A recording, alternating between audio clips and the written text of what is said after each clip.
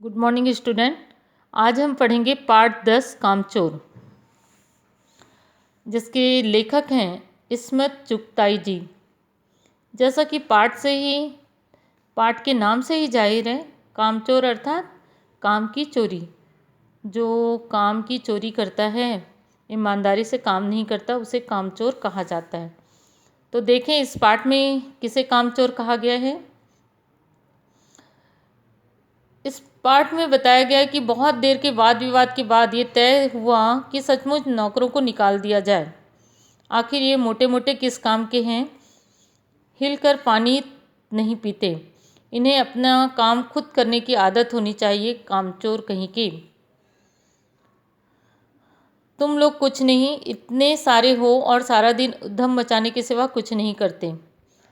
और सचमुच हमें ख्याल आया कि हम आखिर काम क्यों नहीं करते। हिल कर पानी पीने में अपना क्या खर्च होता है, इसलिए हमने तुरंत हिल हिलाकर पानी पीना शुरू किया।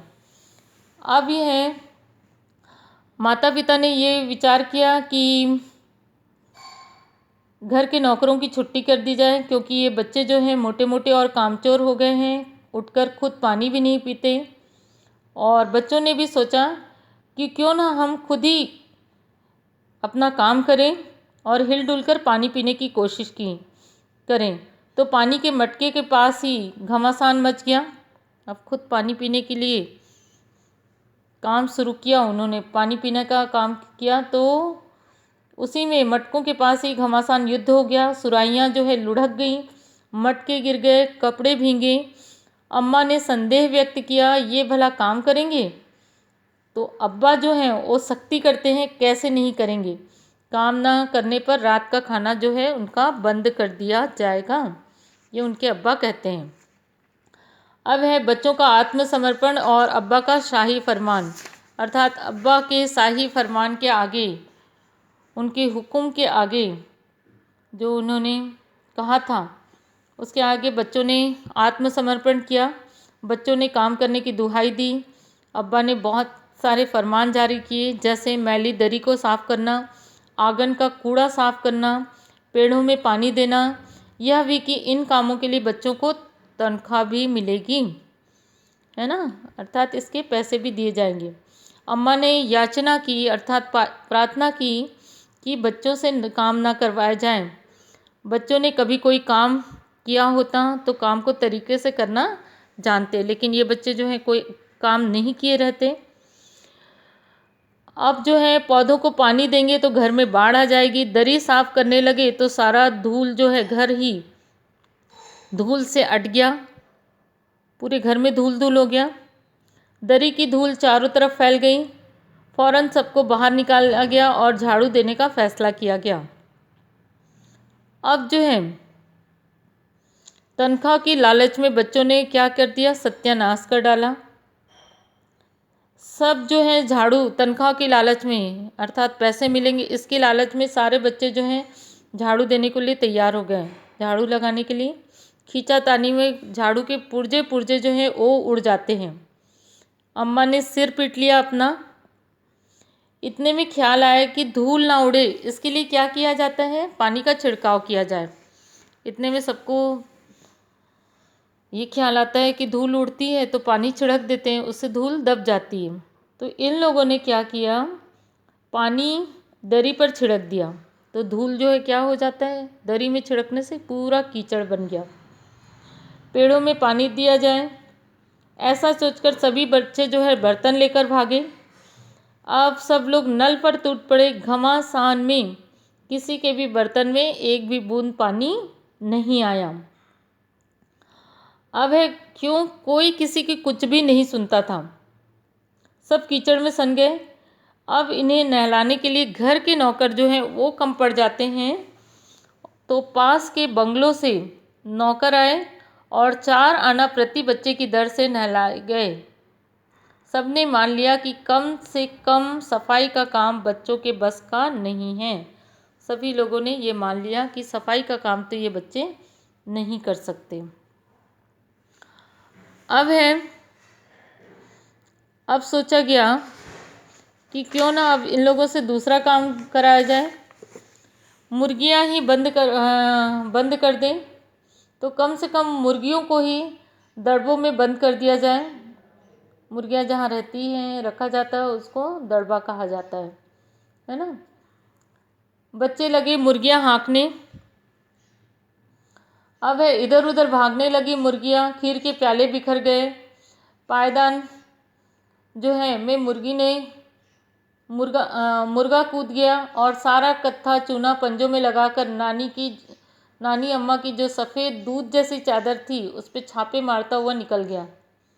एक मुर्गी जो है दाल की पतीली में छपाक मार कर भगी तो उसके फिसलने से मोरी का कीचड़ जो है मौसी जी के मुंह में जा पड़ा। एक भी मुर्गी जो है दड़बे में नहीं गई। तो इस तरीके से मुर्गियों को दड़बे में रखने का काम भी इन बच्चों ने सही तरीके से नहीं किया।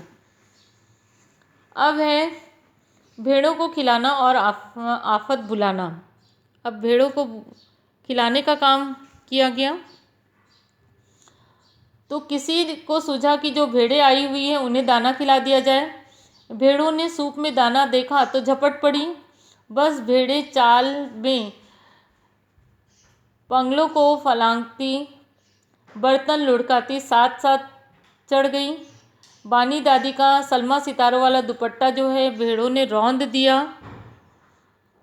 अब भेड़ें जो हैं मेंगनों का छिड़काव करती गईं। एक पलंग पर सोती हज्जन माँ के ऊपर से भेड़ें दौड़ पड़ी। वे दुपट्टे में उलझकर मारो मारो चिल्ला पड़ी। भेड़ें सूप को भुलाकर अब सब्जी वाली टोकरी पर जा टूट पड़ी और तरकारी वाली भेड़ों को मारती रहीं। परंतु थोड़ी ही देर में भेड़ों ने सारी सब्जियां चट कर डाली। तो इस तरीके से बच्चों को भेड़ों को खिलाने का काम भी उनसे ठीक तरीके से नहीं हुआ। अब जो है भैंसों का दूध निकालने की भूल ये भी बच्चों ने की।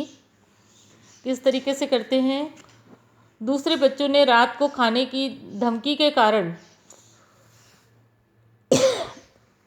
देखो इस पिक्चर में बता रहे हैं किस तरीके से भैंसों का दूध निकालने का काम करने का फैसला किया।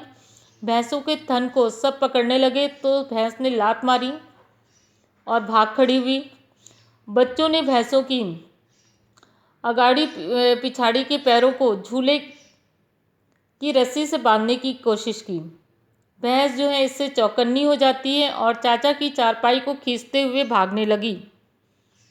बच्चे सोचते हैं कि पैर को बांध दिया जाएगा तो भैंस चुपचाप खड़ी रहेगी। भैंस को पता चल जाता है तो भैंस जो है भागती है और उसमें क्या करती है, चाचा की चारपाई को खींचती हुई भागने लगी। आगे आगे भैंस और पीछे पीछे उसकी रस्सी से बंधी चारपाई। तभी किसी ने बछड़ा खोल दिया। भैंस ने बछड़े को देखकर भागना बंद कर दिया और बछड़ा जो है दूध पी रहा था। फिर दूहने वालों ने कोशिश की परंतु नाकामयाब रहे। इस तरीके से भैंस दूहने का भी काम नहीं हुआ। अब अम्मा की चुनौती और अब्बा का अंतिम फरमान जो है जारी होता है। फरमान यानी आदेश, ठीक है। अब है घर में तूफान खड़ा हुआ था। सारे घर में मुर्गियां, भेड़ें, टूटे हुए तसले, बाल्टियां, लोटे, कटोरे और बच्चे थे। अम्मा आगरा जाने के लिए सामान बांधने लगी। मैं तो मायके चली। अम्मा ने अब्बा को चुनौती दे डाली कि अब मैं मायके जा रही हूँ। अब्बा ने अम्मा की बात सुनी और सबको कतार में खड़ा करके कहा, अगर किसी ने घर की किसी चीज़ को हाथ लगाया तो बस रात को खाना बंद हो जाएगा। बच्चों ने सोचा कि अब्बा को किसी तरह शांति नहीं है।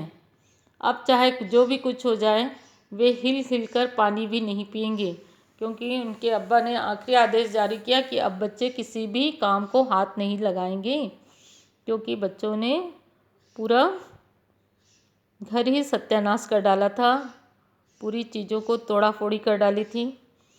तो ये लीजिए, इन्हें किसी करवट शांति नहीं।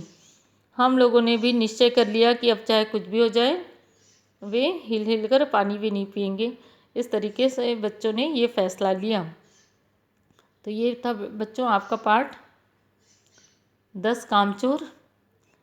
इसके शब्दार्थ मैं भेज रही हूँ और क्वेश्चन आंसर भी इससे संबंधित भेजती हूँ। आप लोग कॉपी में बिल्कुल लिख के रखिए और मुझे दिखाइए। ओके।